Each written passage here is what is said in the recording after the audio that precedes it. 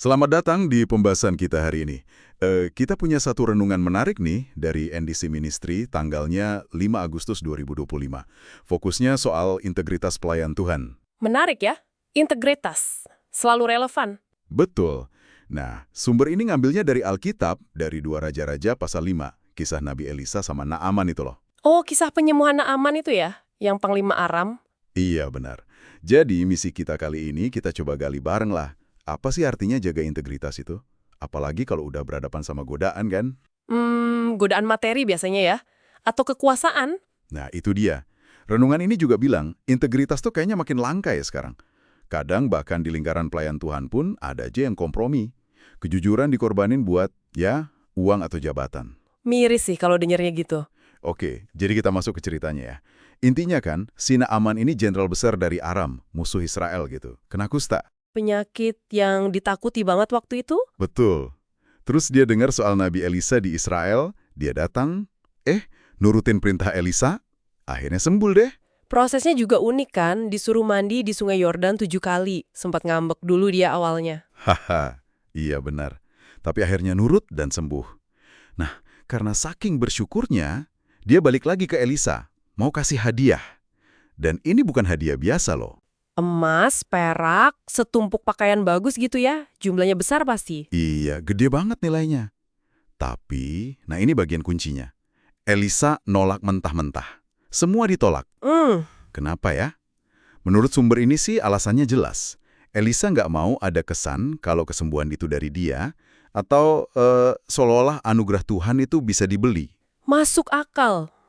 Jadi murni karena Tuhan, bukan karena nabi atau ritualnya. Bahkan dia awalnya cuma ngutus orang kan buat nemuin Naaman, nggak ketemu langsung. Jadi benar-benar mau nunjukin ini kuasa Tuhan, bukan kuasa Elisa.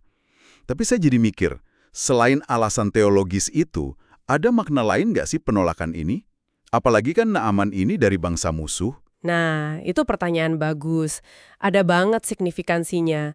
Ini bukan cuma soal, katakanlah, kerendahan hati Elisa aja. Oke. Renungan ini kan menyoroti kalau tindakan Elisa itu kayak strategis gitu loh.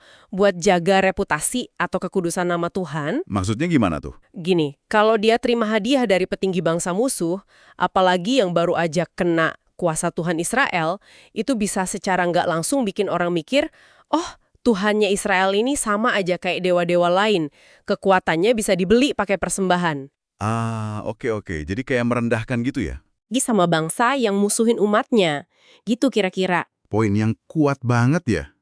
Dan ini jadi kontras yang tajam banget sama apa yang dilakuin pelayannya sendiri, si Gehazi. Nah, itu dia tokoh antagonisnya muncul. Nah, dia lihat harta yang ditolak tuannya, rupanya hatinya goyah juga. Diam-diam dia kejar si Naaman. Iya, ngejar diam-diam, terus bohong lagi ngaku-ngaku disuruh Elisa minta hadiah. Parah sih itu. Minta emas sama perak, 2 setel pakaian juga kalau nggak salah. Bener. Dan kita tahu kan akhirnya gimana? Konsekuensinya itu loh, ngeri banget. Dia malah kena kusta yang tadinya di Naaman. Astaga, iya, langsung kena hukumannya ya? Iya. Jadi bacaan ini pakai kisah Gehazi itu buat contoh yang jelas banget tentang bahayanya kalau hati kita bercabang pas melayani. Hati bercabang maksudnya. Iya, motivasinya udah nggak murni lagi. Udah kecampur sama keinginan cari untung pribadi. Entah itu uang, atau pengaruh, atau status.